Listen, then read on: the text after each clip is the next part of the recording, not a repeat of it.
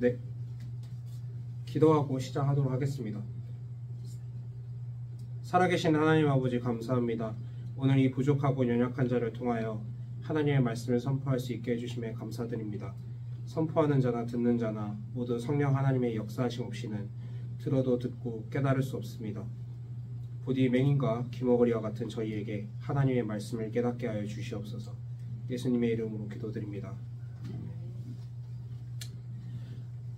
저는 결혼한 지 2년이 되어갑니다. 아내와 살면서 다른 부분이 되게 많은데요. 그중 하나는 제 아내가 물건을 구매한 후에 구매한 물건에 대한 설명서를 모은다는 것입니다.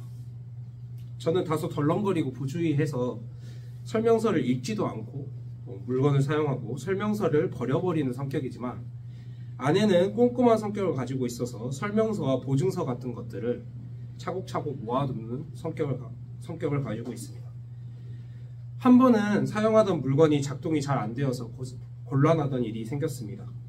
그때 아내가 버리지 않고 모아둔 제품 설명서를 읽고 그 결과 오작동하던 기계를 고쳐서 다시 사용할 수 있게 되었습니다. 이러한 일을 겪고 난 이후에 이전의 습관을 완전히 고치진 못했지만, 그래서 설명서를 처음부터 끝까지 차분하게 읽어보지는 못하지만 이용하기 전에 대략적으로 훑어보고 설명서를 버리지 않고 모아두는 습관을 가지게 되었습니다. 이처럼 제품 사용 설명서는 중요합니다.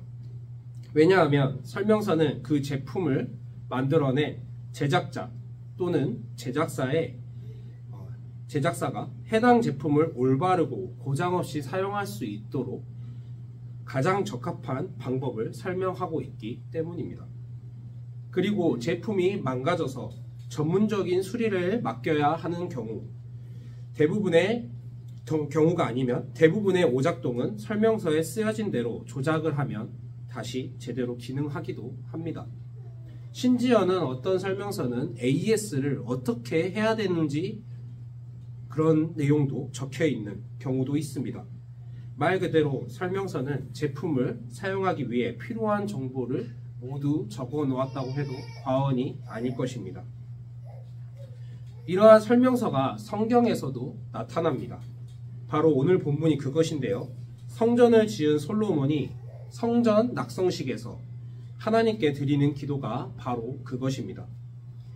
이 기도하는 모습은 흡사 성전의 제작자가 성전의 사용자들에게 어떻게 성전을 해야 하는지에 대해서 설명서를 낭독하고 있는 모습처럼 보이기도 합니다. 왜냐하면 솔로몬은 기도의 내용에 이스라엘 백성들이 성전에서 무엇을 해야 하는지, 그리고 성전을 어떻게 사용해야 되는지에 대해서 설명하고 하나님께 이러한 사용법에 대해서 허락하시기를 구하고 있기 때문입니다. 본문의 문맥은 성전이 다 지어진 후에 성전 낙성식에서 이루어지는 솔로몬의 기도입니다. 따라서 오늘 본문은 솔로몬의 기도 내용의 일부로서 기도 전체의 문맥 안에서 이해되어야 할 것입니다. 본문을 이해하기 위해서는 솔로몬이 기도에서 반복하는 단어들에 주목할 필요가 있습니다. 각 단어들은 기도하다, 듣다, 죄를 짓다, 돌아오다, 이 단어는 회개하다라는 단어와 같이 사용되고 있습니다. 간구하다, 용서하다입니다. 솔로몬의 기도에서는 이러한 행위들에 대한 단어들이 반복되고 있습니다. 이러한 반복되는 표현들과 단어들을 이용하여 반복하는 문장들은 기도에서 말하고자 하는 주제를 강화시키는 역할을 합니다. 즉, 하나님의 백성들은 하나님께 죄를 지을 것이며 그 죄에 대하여 기도하고 회개하고 하나님의 자비를 간구합니다. 그리고 하나님께서는 그 기도를 들으시고 그들을 회개 또는 돌아오게 하시며 용서하시는 분이십니다. 그리고 이러한 이스라엘 백성들이 하는 회개의 기도와 하나님의 들으심과 용서하심이 일어나는 곳이 바로 솔로몬이 지은 성전이라는 것입니다. 설교 다 들으셨습니다. 이러한 성전의 용도는 당시 고대 근동에 있었던 신전들의 용도와 사뭇 다릅니다. 벤 윌슨이라는 역사학자는 고대 근동의 도시의 원조를 우르크로 보고 있습니다. 우루크는 인류사에서 가장 오래된 도시 중의 하나로 메소포타미아 지역에 위치해 있는 도시였습니다. 벤 윌슨은 이 우루크 도시가 모든 고대 근동의 도시의 이런 원조, 프로토타입격으로 보고 있습니다. 흥미롭게도 이 도시의 시작은 바로 신전이었습니다. 사람들은 신전을 짓기 위하여 모여들었고 그 모여든 사람들이 문명과 기술 발전을 거듭하여 도시를 형성했습니다. 이 우루크라는 도시는 늪지대에 있었는데요. 맨 처음에 그 늪지대 위에 있는 그런 높은 단단한 반석 위에 그 신전을 지었습니다. 왜냐하면 그 늪지대 지역에 그런 범람하는 것이나 그런 것들을 막기 위해서 그 신전을 짓고 그 신전의 그런 재료들이 그 늪지대 지역에 많았다고 합니다. 그리고 우루크라는 도시 생활에서 중심적인 역할을 담당했던 것이 바로 도시 중앙에 위치한 신전이었습니다. 이 신전은 도시 안에 있는 사람들이 도시라는 좁은 공간 안에서 서로 더불어 살아갈 수 있는 기능을 담당했습니다. 고대 근동 대도시의 중심이 됐던 이방 신전들은 우선 식량 분배의 역할을 맡았습니다. 왜냐하면 도시에서 발생하는 토목공사는 대부분 신전들을 증축하거나 꾸미는 공사들이었기 때문입니다. 이러한 공사를 통하여 도시 안에서 빈부격차의 문제 해결, 즉 구휼 사업이 진행되었고 도시에서 생산된 생산물을 분배하게 되었던 것입니다. 그리고 신전은 그것이 가지는 신성하다는 특성으로 인하여 사람들 간의 계약을 보증하고 대출을 해주는 은행의 역할도 맡았습니다. 심지어 바벨론 시기로 가서는 종교적 제의와 합쳐져 도시 시민들의 유흥을 담당하는 역할까지 도맡게 되었습니다. 고대 근동에서 도시의 역할은 신전을 보호하는 것이었습니다. 그리고 신전은 그 도시가 유지될 수 있게 만드는 것이었습니다. 신전은 철저하게 도시 사회에서 인간들이 더불어 살아갈 수 있는 기능을 수행했던 것이었습니다. 하지만 오늘 본문에서 나타난 하나님의 성전은 그때 당시 다른 이방 신전들과는 전혀 다른 기능을 수행하는 것이었습니다. 바로 하나님과 하나님의 백성들이 관계가 맺어지는 장소로서의 역할 수행입니다. 그때 당시 여러 이방신들이 있었습니다. 그리고 각 이방신앙의 제사장들이 있었습니다. 심지어는 이방신들을 대리하는 이방신앙 선지자들도 있었습니다. 그 신앙의 선지자들은 국가의 전쟁을 앞두고 점을 쳤으며 각 국가의 승리를 예언하는 역할을 맡았습니다. 이방신앙에 있어서 이방신과 그것을 섬기는 자들의 관계는 지극히 거래적이었습니다. 신을 섬기는 자들은 신에게 자신이 원하는 바를 기도하고 그것을 자기에게 베풀 신에게 값을 치렀습니다. 그리고 그만한 대가를 받은 신은 자신이 요구받은 것들을 베푸는 역할을 맡았습니다. 이러한 거래 관계에서 인격적인 관계 맺음은 없었던 것입니다. 하지만 하나님의 집에서 이루어지는 일들은 이것과는 너무나도 다른 것이었습니다. 하나님께서는 백성들의 왕으로서 자신의 율법을 지킬 것을 백성들에게 요구하십니다. 그리고 백성들은 왕의 주권에 따라 그 율법을 준수하는 의무를 지니게 됩니다. 하지만 백성들은 연약함으로 자기에게 주어진 의무를 지키지 못하게 됩니다. 그리고 백성들은 왕께 기도드리고 자신이 율법을 지키지 못한 것에 대하여 회개하며 하나님께 자비를 간구하면 하나님께서는 그것을 들으시고 용서하십니다. 그들을 다시 회복시키십니다. 이러한 과정을 통하여 하나님의 백성들은 하나님을 경외하게 됩니다. 그리고 하나님께서는 자신의 백성들에게 사랑과 자비를 베푸십니다. 이렇게 하나님과 백성들은 인격적인 관계를 형성하게 됩니다. 바로 이것이 하나님의 집이 가지고 있는 이방 신전과는 다른 기능인 것입니다. 만약 이러한 인격적인 관계 맺음이 하나님의 집에서 이루어지지 않는다면 어떻게 될까요? 찾아보겠습니다. 열왕기상 9장 6절에서 9절입니다. 다 같이 찾아서 읽어보겠습니다. 열왕기상 9장 6절에서 9절입니다. 짧으니까 합독하겠습니다. 시작. 만일 너희나 너희의 자손이 아주 돌아서서 나를 따르지 아니하며 내가 너희 앞에 둔 나의 계명과 법도를 지키지 아니하고 가서 다른 신을 섬겨 그것을 경배하면 내가 이스라엘을 내가 그들에게 준 땅에서 끊어버릴 것이요 내 이름을 위하여 내가 거룩하게 구별한 이 성전이라도 내 앞에서 던져버리리니 이스라엘은 모든 민족 가운데서 속담거리와 이야깃거리가 될 것이며 이 성전이 높을지라도 지나가는 자마다 놀라며 비웃어 이르되 여호와께서 무슨 까닭으로 이 땅과 이 성전에 이같이 행하셨는고 하면 대답하기를 그들이 그들의 조상들을 애굽 땅에서 인도하여 내신 그들의 하나님 여호와를 버리고 다른 신을 따라가서 그를 경배하여 섬김으로 여호와께서 이 모든 재앙을 그들에게 내리심이라 하리라 하셨더라. 아멘. 우리가 읽어본 구절에서는 두 가지를 이야기합니다. 첫 번째는 계명과 법도를 지키지 아니하는 것이고요. 두 번째는 가서 다른 신을 섬겨 그것을 경배하면입니다. 사실 이 두 가지는 엄밀히 말해서 같은 것입니다. 특히 모세오경 신명기에 나타나면 반드시 이스라엘 백성들이 준수해야 될 율법으로 이야기되고 있습니다. 하나님께서 이스라엘 백성에게 주신 계명은 하나님을 사랑하고 이웃을 사랑하라는 것입니다. 그리고 하나님을 사랑하는 자들은 결코 우상을 섬겨서는 안 됩니다. 그러므로 이 두 가지는 사실 같은 말입니다. 그렇다면 하나님을 사랑하는 것은 무엇일까요? 그렇습니다. 바로 앞에서 이야기했던 것처럼 하나님의 집에서 하나님과 올바른 관계를 맺는 것입니다.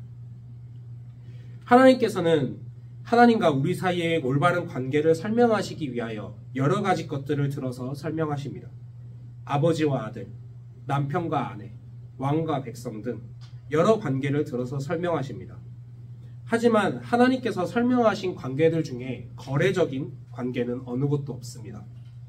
하나님께서 언급하신 관계들은 모두 서로에 대한 무조건적인 헌신을 전제합니다. 아버지는 아들을 무조건적으로 사랑하십니다. 비록 그 아들이 아직 죽지도 않은 아버지의 유산을 미리 땡겨받아서 창녀들과 탕진한 탕자여도 말입니다. 남편은 아내를 무조건적으로 사랑합니다. 비록 그 아내가 음란하여 사생활을 낳고 불륜을 저지르고 다니는 여자여도 말입니다. 왕은 백성들을 끝까지 책임지고 보호합니다. 비록 그 백성들이 항상 왕에게 반역하고 왕을 갈아치우려고 시도를 해도 말입니다. 이렇듯 하나님께서는 우리에게 항상 신실하고 올바른 관계를 맺으시고 자신의 역할을 너무나도 완벽하게 수행하십니다. 하지만 아들이자 아내이자 백성들인 우리는 항상 아버지의 마음을 아프게 하며 남편에게 불성실하게 대하며 왕에게 대하여 반역을 일삼습니다. 그런 우리를 아시는 하나님이시기에 도저히 교류할 수 없는 하나님과 우리의 차이에도 불구하고 우리와 관계를 맺으시기 위하여 하나님의 집, 곧 성전을 허락하셨습니다. 열왕기상 8장 27절에서 29절입니다. 우리 본문 앞에 문맥인데요. 찾으셔서 함께 읽도록 하겠습니다. 열왕기상 8장 27절에서 29절입니다. 네, 읽겠습니다. 시작. 하나님이 참으로 땅에 거하시리이까 하늘과 하늘들의 하늘이라도 주를 용납하지 못하겠거든 하물며 내가 건축한 성전이오리이까 그러나 내 하나님 여호와여 주의 종의 기도와 간구를 돌아보시며 이 종이 오늘 주 앞에서 부르짖음과 비는 기도를 들으시옵소서.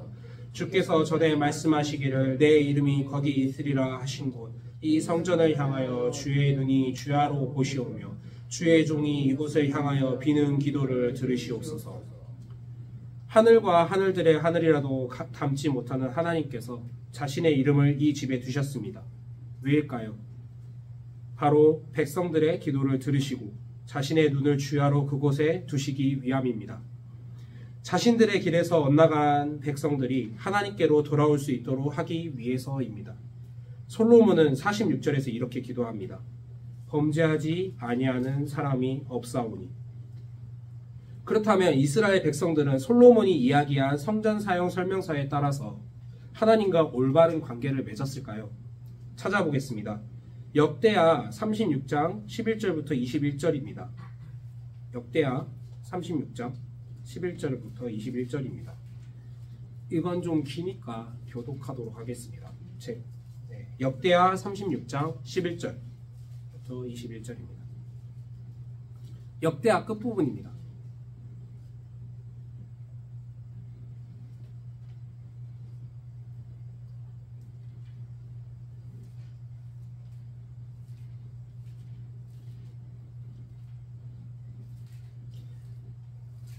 네, 교독해서 제가 먼저 읽고 교독하면서 읽어보도록 하겠습니다. 36장 11절부터 21절입니다. 네, 시드기야가 왕위에 오를 때 나이가 21세라 예루살렘에서 11년 동안 다스리며 그의 하나님 여호와 보시기에 악을 행하고 선지자 예레미야가 여호와의 말씀을 일러도 그 앞에서 겸손하지 아니하였으며 또한 느부갓네살 왕이 그를 그의 하나님을 가리켜 맹세하게 하였으나 그가 왕을 배반하고 목을 곧게 하며 마음을 완악하게 하여 이스라엘 하나님 여호와께로 돌아오지 아니하였고 모든 제사장들의 우두머리들과 백성도 크게 범죄하여 이방 모든 다른 일을 따라서 여호와께서 예루살렘에 거룩하게 두신 그의 전을 거룩하게 하였으며 그 조상들의 하나님 여호와께서 그의 백성과 그 거하시는 곳을 아끼사 부지런히 그의 사신들을 그 백성에게 보내어 이르셨으나 그의 백성이 하나님의 사신들을 비웃고 그의 말씀을 멸시하며 그의 선지자를 욕하여 여호와의 진노를 그의 백성에게 미치게 하여 해모할 수 없게 하셨으므로 하나님이 갈대아 왕의 손에 그들을 다 넘기심에 그가 와서 그들의 성전에서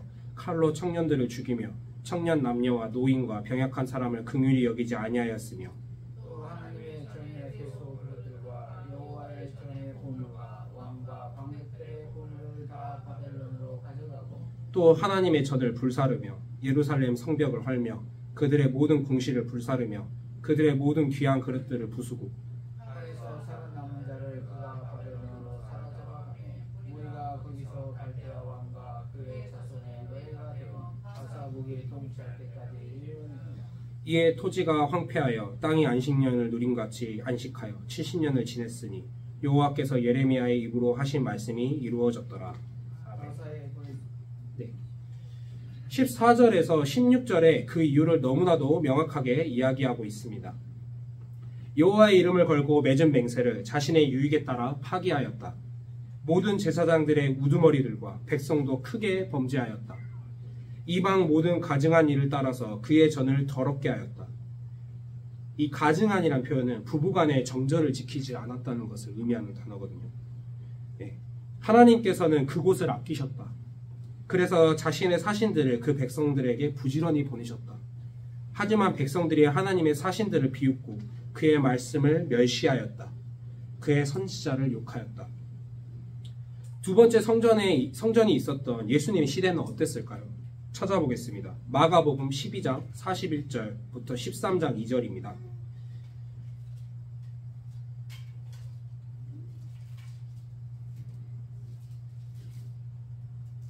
이 부분은 제가 읽도록 하겠습니다. 마가복음 12장 41절 읽겠습니다.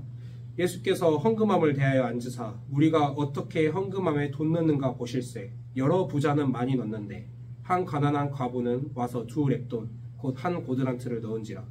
예수께서 제자들을 불러다가 이르시되 내가 진실로 너희에게 이르노니 이 가난한 과부는 헌금함에 넣는 모든 사람보다 많이 넣었도다.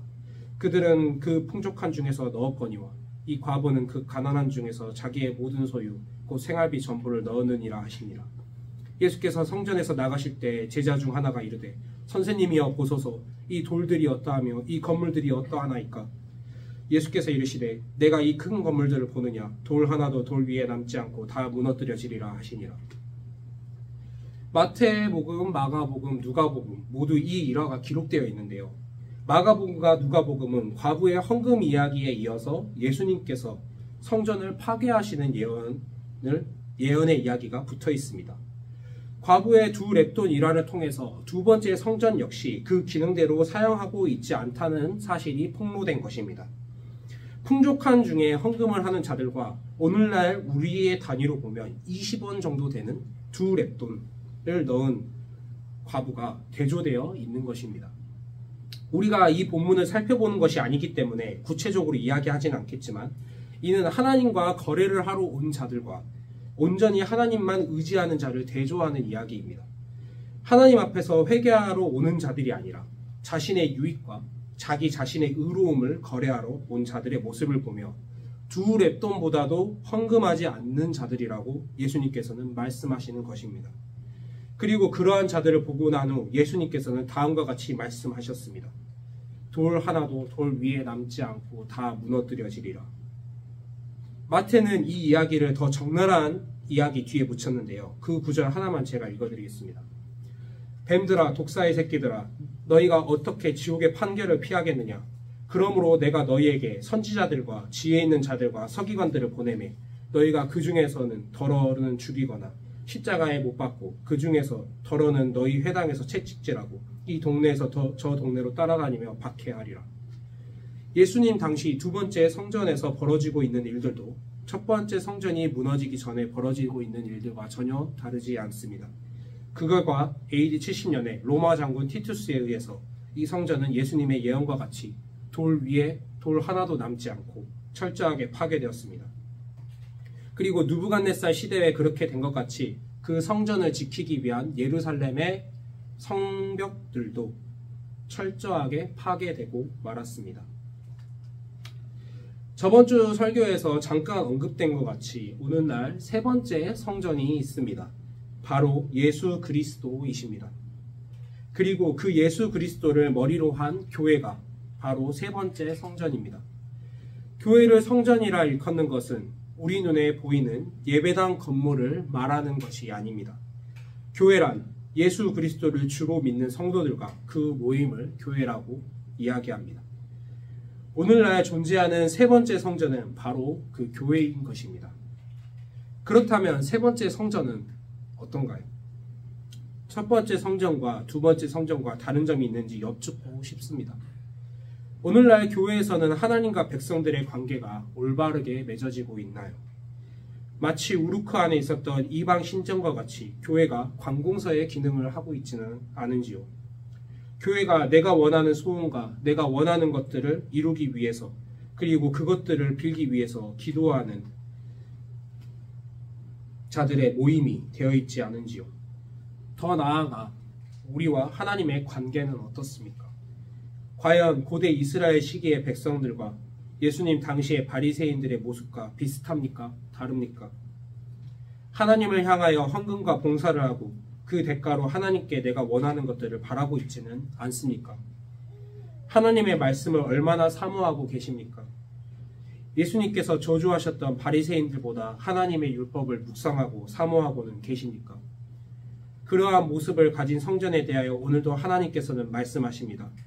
돌 하나도 돌 위에 남지 않고 다 무너뜨려지리라.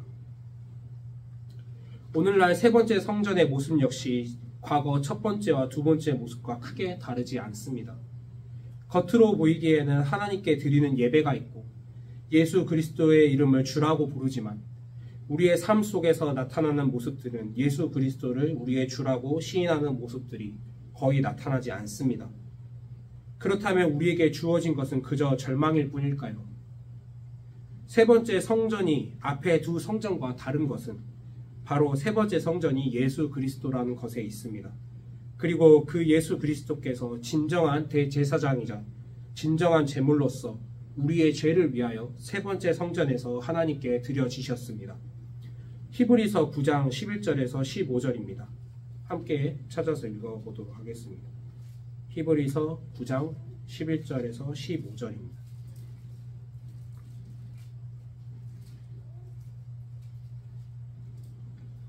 네, 다 함께 읽어보도록 하겠습니다. 시작.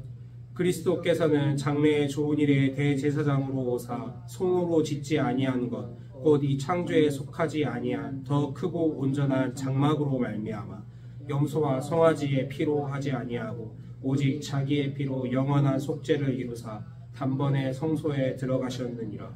염소와 황소의 피가 암송아지의 죄를 부정한 자에게 뿌려 그 육체를 정결하게 하여 거룩하게 하거든 하물며 영원하신 성령으로 말미암아 흠없는 자기를 하나님께 드린 그리스도의 피가 어찌 너희 양심을 죽은 행실에서 깨끗하게 하고 살아계신 하나님을 섬기게 하지 못하겠느냐. 이로 말미암아 그는 새 언약의 중보자시니 이는 첫 언약 때에 범죄한 죄에서 속량하려고 죽은 자 주사 부르심을 입은 자로 하여금 영원한 기업의 약속을 얻게 하려 하심이라. 아멘. 이제 말씀을 마무리하려고 합니다. 우리는 본문에 있는 성전 사용 설명서로 다시 돌아가고자 합니다. 하나님께서 명령하신 성전 사용 설명서에는 무엇라 적혀 있나요? 맞습니다. 자신의 죄를 회개하고 하나님께로 돌아오라고 기록되어 있습니다. 성전에서 우리가 할 일은 바로 그것입니다. 오늘날 그리스도로 말미암아 세 번째 성전된 성도들이여, 하나님의 말씀에 의지하여 권면드립니다. 회개하고 돌아오시길 바랍니다. 여호와는 긍휼이 많으시고 은혜로우시며 노하기를 더디하시고 인자하심이 풍부하시도다. 자주 경책하지 아니하시며 노를 영원히 품지 아니하시리로다. 우리의 죄를 따라 우리를 처벌하지는 아니하시며 우리의 죄악을 따라 우리에게 그대로 갚지 아니하셨으니 이는 하늘이 땅에서 높음같이 그를 경외하는 자에게 그의 인자하심이 크심이로다. 동이 서에서 먼 것 같이 우리의 죄가를 우리에게서 멀리 옮기셨으며 아버지가 자식을 긍휼히 여김같이 여호와께서는 자기를 경외하는 자를 긍휼히 여기시나니 이는 그가 우리의 체질을 아시며 우리가 단지 먼지뿐임을 기억하심이로다. 우리의 죄를 회개하고 그것을 사하실 하나님을 믿는 것, 그것이 바로 기독교에서 말하는 신앙과 경건입니다. 그것만이 우리가 하나님과 올바른 관계를 맺을 수 있는 유일한 길입니다. 바로 예수 그리스도의 대속과 공로만을 의지하는 것입니다. 그것이 바로 여호와를 경외하는 것입니다. 다시 한번 말씀드립니다. 하나님은 우리와 동등한 거래의 대상이 아닙니다. 하나님은 오직 경외해야 할 대상이십니다. 그분은 만유의 주요 창조자이시며 모든 천지 만물에 대하여 절대적인 주권을 행사하시는 분입니다. 우리는 단지 그분 앞에 피조물에 불과합니다. 그분 앞에 먼지에 불과합니다. 자신이 하나님 앞에서 그저 먼지임을 깨달을 때 그 자리에서 하나님의 긍휼이 우리에게 부어질 것입니다. 기도드리겠습니다. 여호와는 긍휼이 많으시고 은혜로우시며 노하기를 더디하시고 인자하심이 풍부하십니다. 하나님, 우리가 우리의 본래 자리를 잊지 않길 원합니다. 하나님, 우리가 지금까지 하나님을 우상 섬기듯이 섬긴 것에 대하여 회개합니다. 우리의 기도가 바뀌게 하옵소서. 우리가 먼저 그의 나라와 그의 의를 구하게 하옵소서. 이사야에게 행하셨던 것과 같이 우리의 입을 정결케 하소서. 그리하여 참된 경건의 기도가 하나님 앞에 분향되게 하소서. 예수 그리스도의 이름으로 기도드립니다. 아멘.